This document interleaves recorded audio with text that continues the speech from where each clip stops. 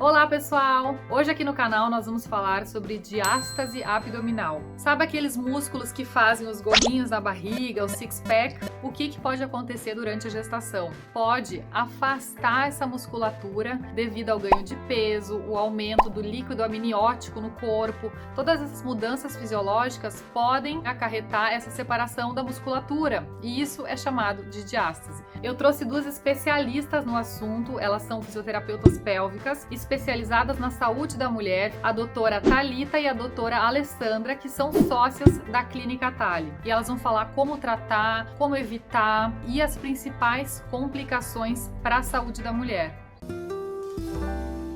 Olá meninas, sejam bem-vindas aqui ao canal Mundo de Júlia. Bom, e esse assunto aí, né, que incomoda muitas mulheres, a gente sabe até algumas mamães famosas aí que usaram as redes sociais para expor esse problema, né? A Giovanna Antonelli, a Sandy, realmente se incomodaram com isso. Então, expliquem pra gente, por favor, o que é a diástase. A diástase é a separação do músculo do abdômen. Então, na região do abdômen, nós temos um músculo que se chama reto abdominal e ele é dividido por dois feixes. E principalmente durante a gestação, o abdômen se expande para abrir espaço para o útero e esses feixes musculares se separam. Então, esse espacinho entre um feixe muscular e outro é o que a gente chama de diástase. Isso é uma preocupação das mulheres atualmente, né? A diástase abdominal. Mas a gente tem que considerar que a diástase ela vai acontecer com todas as gestantes. Ela é fisiológica, ela é normal e ela é importante para acomodar o crescimento do útero, como a Thalita colocou. E quando que ela passa a ser um problema? Nós dividimos a diástase em fisiológica, que é normal, e patológica, que é quando o tamanho dela está maior que 3 centímetros de separação entre um lado do músculo e outro. Aí a gente já começa a considerar que isso pode gerar problemas funcionais, ou seja, algumas complicações como dores, disfunções. Então, a diástase ela pode trazer diversas complicações, por exemplo, uma dor nas costas, uma incontinência urinária, instabilidade lombopélvica. Então, várias dessas queixas podem estar relacionadas com essa separação do músculo. E isso pode perdurar até após a gestação, no puerpério, ou é uma coisa que acontece ali só durante a gestação, aí o neném nasce e aí só fica, digamos que a parte estética ali com um pouco de problema? Bom, a diástase fisiológica, ela vai se reverter de uma forma natural após o parto. Essa mulher ela vai voltar como era antes. Agora, quando essa mulher tem uma diástase patológica, ela vai precisar de uma reabilitação para a gente conseguir evitar que ela apresente todas as disfunções que a Thalita colocou, né? Incontinência urinária, dor, enfim. Depende da diástase. O fisioterapeuta ele faz a avaliação funcional e aí ele vai direcionar se necessita de uma reabilitação ou não. E é por isso que a gente trabalha bastante durante a gestação ainda, Júlia, para estabilizar essa diástase e manter ela fisiológica. Porque assim o corpo da mulher tem mais possibilidade de se regenerar sozinho, sem necessitar dessa reabilitação no pós-parto. Como prevenir, então, essa diástase patológica durante a gestação? Então, a gente previne com a fisioterapia pélvica, né? Então, esse é um dos benefícios de se fazer fisioterapia durante a gestação. Nós conseguimos, através de uma avaliação biomecânica e estrutural dessa mulher, direcionar alguns exercícios e recursos específicos para essa região, para a gente conseguir manter a diástase dentro da fisiologia natural até o final da gestação. Tem algumas coisas que eu acho que são, assim, importantes, coisas simples, né, que eu acho que as gestantes podem fazer em casa. Por exemplo, eu lembro que tu me ensinou lá, para levantar da cama, né, uma coisa tão simples, mas, tipo, não levantar assim direto. Vira de lado, né, e aí levanta. Por exemplo, agora minha barriga tá começando a crescer, tá começando a pesar. Quando, sei lá, cai alguma coisa no chão, que eu vou me agachar, eu fico com aquele medo, meu Deus, será que eu vou pra frente? Porque parece que quando eu me agacho assim de frente, até dá uma tensãozinha na barriga, sabe? Um leve desconforto. Então, o que é mais indicado? Tipo, se agachar ficar tipo um agachamento sumô.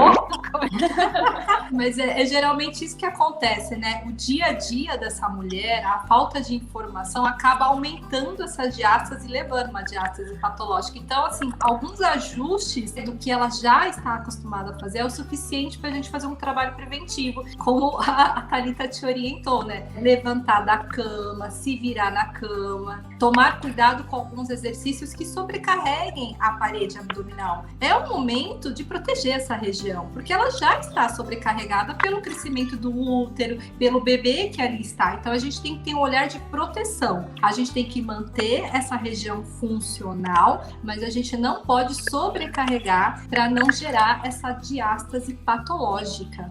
Temos que entender com relação ao corpo da mulher na gestação é que existem hormônios que estão atuando no corpo todo dessa mulher e principalmente nessa região abdominal, os hormônios vão favorecer esse aumento da diástase, né? Então, se você faz movimentos repetidamente errados durante o seu dia a dia, isso vai também favorecer esse aumento desproporcional da diástase. Aquela mulher que era mega atleta, né? Aí engravida, ela quer continuar malhando, se exercitando. Mas o que assim não é aconselhável ela fazer? Porque eu vejo que tem, por exemplo, até mulheres que fazem crossfit, que são super definidas, e depois tu vê que, né, realmente acontece uma diástase patológica. Quando a gente começou a fazer a avaliação, você já viu logo no início, você falou assim, nossa, tá com um pouquinho. E eu assim, como assim? Eu sempre ficava na academia, né, me esforçava, fazia vários abdominais, tipo, eu achando que isso tinha alguma coisa a ver com a minha musculatura, que pudesse estar fraca, mas não é bem essa relação, né? Não. Na verdade, a gente tem pouca relação com a força muscular. É mais com a funcionalidade do músculo, a forma como esse músculo consegue estabilizar as estruturas. Então, quando a gente fala de uma diástase, é claro que a gente está falando de um músculo mais superficial, né, que é o reto abdominal, mas ele só vai abrir de uma maneira patológica se os músculos mais profundos da região do abdômen e do tronco não estiverem funcionando bem. E geralmente esses são músculos estabilizadores que nós não trabalhamos durante a atividade física. Quando nós realizamos atividade física moderada a intensa, essa atividade pega grupos musculares que a gente chama de grupos motores, né? Que são músculos mais superficiais, que são os músculos que ganham definição. Mas nem sempre a musculatura mais profunda, que são esses músculos estabilizadores, que ajudam a gente a fazer os movimentos do dia a dia, são trabalhados de uma maneira adequada durante a atividade física. A gestante ganhou nenê e aí, após quanto tempo que ela vai perceber que tem uma diástase patológica? Eu acho que tem um tempo ali, né, para o corpo voltar ao normal. Quanto tempo, mais ou menos? Bom, qual que é a indicação para essa mulher voltar para a fisioterapia para fazer uma avaliação para a gente, de fato, identificar se tem uma diástase ou uma disfunção relacionada ao parto, né? De 30 a 40 dias pós-parto, assim que o médico liberar. Dentro desse período, a gente já consegue entender se essa diástase é patológica. A avaliação do fisioterapeuta, ela é direcionada. E também dá para a gente identificar meses pós-parto, anos pós-parto. O quanto antes essa mulher voltar, melhor, porque ela vai estar em fase de remodelação, e essa remodelação com estímulos, né, a gente consegue reverter mais rápido o quadro dela. Quanto mais tarde ela vir, com certeza a reabilitação dela vai ser mais longa. Isso não significa que a gente não vai conseguir fechar, mas a gente vai precisar de um tempo maior para conseguir, né, reabilitar e fechar essa diástase patológica. E também não quer dizer, Júlia, que se essa paciente teve uma diástase fisiológica durante a gestação, ela não possa fazer a fisioterapia depois. A fisioterapia vai atuar como um facilitador da recuperação desse corpo. Então, com certeza, ela vai ter uma regeneração mais rápida desse tecido, mesmo tendo uma diástase fisiológica durante a gestação. E a gente tem que também, Júlia, pensar que não foi só a parede abdominal que sofreu essas alterações da gestação e parto, né? A via de parto, a musculatura do assoalho pélvico, né? O corpo dessa mulher sofreu essas alterações. Então é importante a gente fazer esses ajustes no pós-parto para que essa mulher consiga se recuperar de uma forma mais rápida e funcional, não só o abdômen, como também a região pélvica, a musculatura da vagina, que pode aí, infelizmente, trazer algumas disfunções para ela. Então sempre é importante essa mulher passar por uma avaliação pós-parto, independentemente da via de parto e se ela tem ou não uma diástase patológica. Mas então independe, né? A diástase pode ser causada tanto a mulher que tem cesariana, parto normal, humanizado, todas são aptas a ter, né? E uma coisa que a gente não falou, né, tá? Às vezes essa mulher, ela tem uma diástase fisiológica durante a gestação e adquire uma diástase patológica no pós-parto. Olha que interessante. Por quê? Porque o tecido, ele tá sensível. E aí essa mulher começa a realizar movimentos de sobrecarga, ou ela volta às atividades físicas sem orientação, sem direcionamento, e de uma diástase fisiológica, que seria muito simples a reabilitação, ela passa por uma diástase patológica e, consequentemente, até algumas disfunções. Então tem que tomar um pouquinho de cuidado também no pós-parto. As adequações que foram feitas ao longo da gestação precisam perdurar aí um tempo depois do parto, até essa diástase estar estável ou até mesmo fechada, porque isso pode sim contribuir, como a Ale falou, para uma abertura patológica. E interfere se é a primeira ou a segunda gestação? Sim, o número de gestações podem influenciar na gravidade dessa diástase. Então, ela pode adquirir uma diástase maior, uma diástase mais profunda, né? Isso, de acordo com o número das gestações. Agora para o tratamento. Eu já ouvi sobre o uso de cintas modeladoras, cirurgias, quando que é indicado a cirurgia e se é indicado o uso de cintas. Nós não recomendamos o uso de cinta, porque quando você coloca um dispositivo na região abdominal, esse dispositivo está fazendo o trabalho da musculatura. E nesse momento, o músculo ele precisa de função para se recuperar. Então, você está tirando a função do músculo. É como se o corpo pensasse assim, Júlia, tem alguém fazendo o meu trabalho, eu não preciso trabalhar mais. Entendeu? Fica preguiçoso. É mais ou menos isso.